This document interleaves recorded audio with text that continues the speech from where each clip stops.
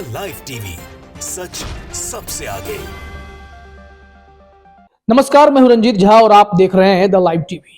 जिस राज्य के मुख्यमंत्री खुद हिंदुत्व के सबसे बड़े चेहरे, सबसे बड़े ठेकेदार के रूप में, गौ रक्षक के सबसे बड़े नेता के रूप में जाने जाते रहे हों, उसी पार्टी में और उसी राज्य में कोई नेता अगर गौ तस्करी करता हुआ पकड़ा जाए तो क्या कहेंगे। बड़ी खबर है, उत्तर प्रदेश से आ रही है। योगी आदित्यनाथ मुख्यमंत्री हैं, वहां पर गौ रक्षक के रूप में वो खुद जाने जाते हैं। गाय की सेवा करना उनका धर्म है और भारतीय जनता पार्टी के हिंदुत्व के चेहरे के रूप में सबसे बड़े चेहरे उनको कह सकते हैं।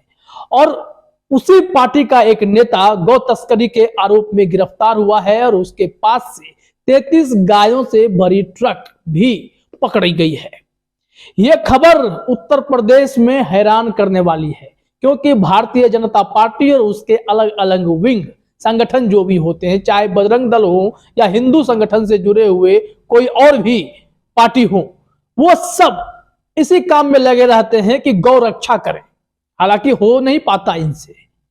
और ऐसे में भारतीय जनता पार्टी का एक नेता गिरफ्तार हुआ है गौ तस्करी के आरोप में।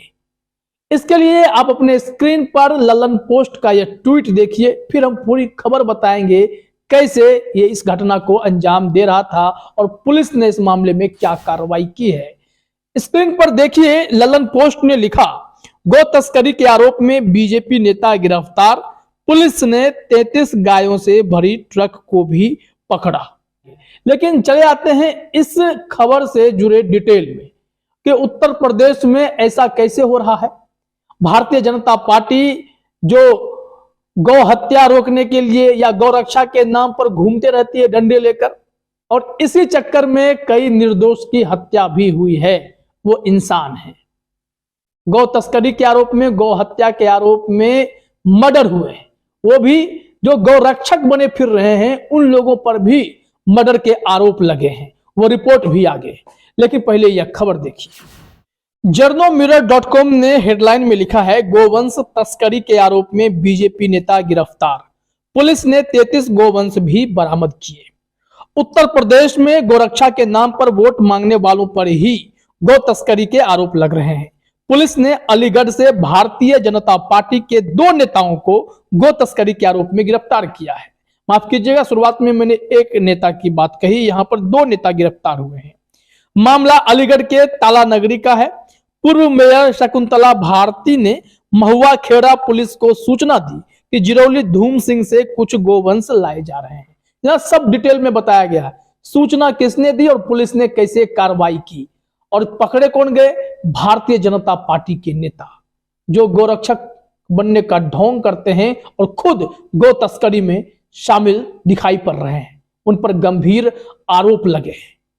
वैसे तो इस बीच में एक बीमारी चली जिसके चलते लाखों गाय सड़क पर दम तोड़ते हुए दिखाई पड़ने लगी।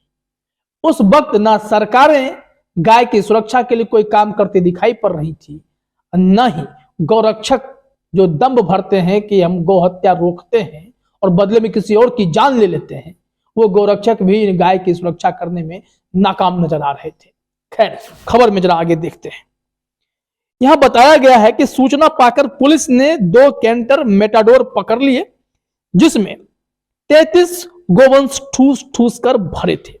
इसके अलावा पुलिस ने 4 लोगों को भी गिरफ्तार किया, जिसमें चालक सलमान और अहमद तथा 2 बीजेपी नेता राम कुमार और विवेक भी शामिल थे। पकड़े गए लोगों का कहना है कि वह क्षेत्र में घूम रहे गोवंश को पकड़कर खेरेश्वर गौशाला छोड़ने जा रहे थे, जिसकी अनुमति भी हमारे पास थी। हालांकि ये जो मामला है कि इसमें सफाई देते हुए बीजेपी के नेता यह कह रहे हैं कि गौवंश को पकड़ करके गोवंश को लेकर के कहीं दूसरे जगह शिफ्ट कर रहे थे और इसके लिए उन्होंने लाइसेंस, अनुमति, परमिशन ले रखा था।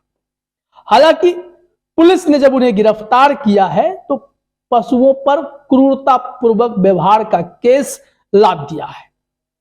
ये भी अपने मन से बोल रहे हैं और पुलिस ने जो कार्रवाई की सूचना के आधार पर की है। लेकिन गौ तस्करी का आरोप यह पहली बार नहीं है जो भारतीय जनता पार्टी के नेताओं पर लगा हो। इससे पहले भी इस तरीके की खबरें आई हैं। हिंदुस्तान की खबर का हेडलाइन देखिए, खबर पुरानी है लेकिन इसमें भी बीजेपी युवा मोर्चा का नेता है जो बूचड़खानों में गाय बैलों की तस्करी करता पाया गया और पुलिस ने इस मामले में केस दर्ज किया है। यह हिंदुस्तान की खबर है। भारतीय जनता पार्टी का नेता अगर खुद को गौरक्षक कहे तो एक बार उसे जरूर क्रॉस चेक कीजिए कि आप गौरक्षक हैं या गौ तस्कर हैं, क्योंकि ऐसे लोग भी घूम रहे हैं जो भारतीय जनता पार्टी में अपने आप को गौरक्षक बता रहे हैं, लेकिन धंधा उनका गौ तस्करी का ही है। अब आप जरा द प्रिंट की यह खबर देखिए।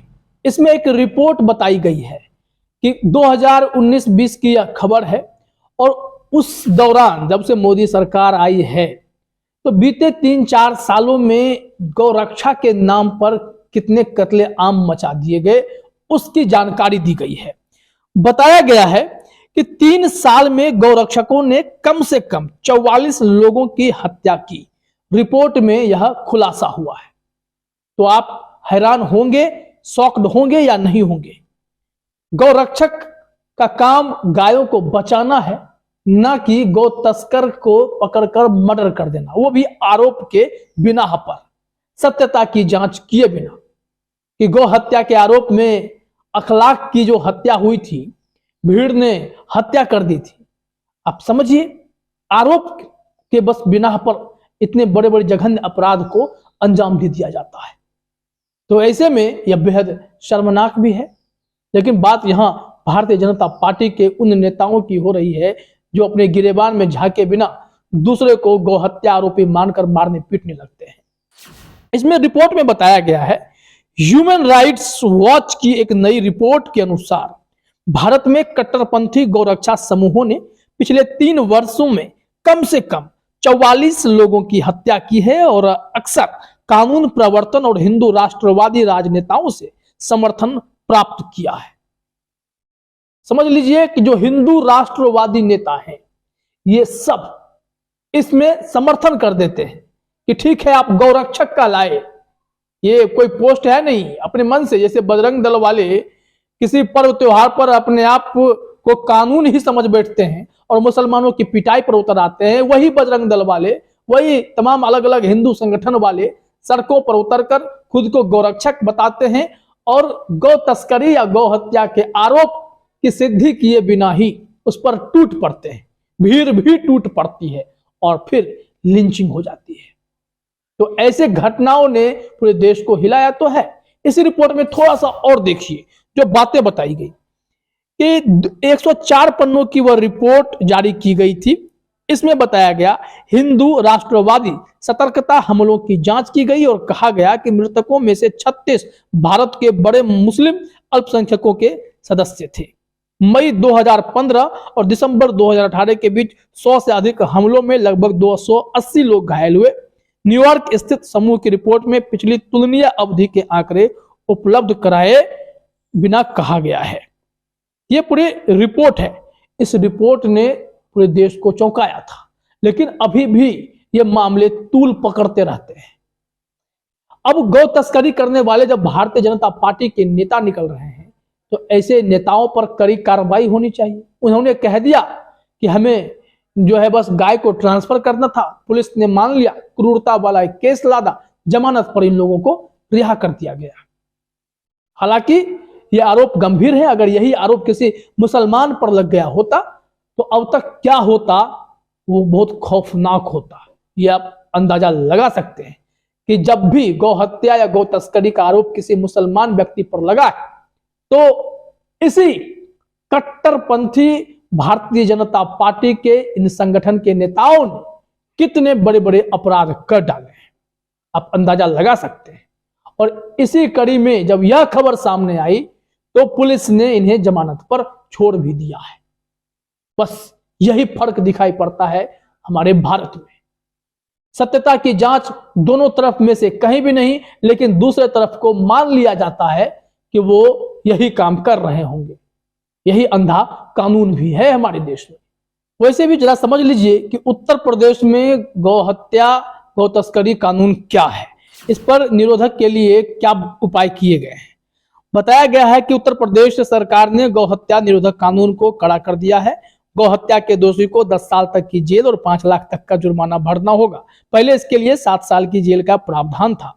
योगी सरकार ने एक अध्यादेश के जरिए कानून में बदलाव किया है। अब सिर्फ गौ हत्या नहीं बल्कि तस्करी में भी कड़ी सजा का प्रावधान होगा। गाय को चोट पहुंचाने या उसकी जान को खतरे में डालने वाला कोई भी काम करना सजा की वजह बन सकता है। यही नहीं, तस्करी या चोट पहुंचाने जैसे मामले में पीड़ित गाय का 1 साल तक का खर्च भी दोषी को उठाना होगा। अगर कोई दोबारा गौ हत्या कानून के तहत दोषी पाया गया तो सजा डबल हो जाएगी। गौ तस्करी और ड्राइवर और गाड़ी मालिक को भी सजा होगी। तो ऐसे में अब भारतीय जनता पार्टी का नेता पकड़ाया है तो देखना यह होगा कि पुलिस सजा क्या देती है। क्या योगी राज में भारतीय जनता पार्टी का कोई नेता गौ तस्कर निकले तो उसे कोई छूट भी मिलती है क्या, जैसे कि जमानत पर छोड़ दिया गया है। फिलहाल इस वीडियो में इतना ही। आप सभी का हमसे जुड़ने के लिए बहुत बहुत धन्यवाद। द लाइव टीवी, सच सबसे आगे।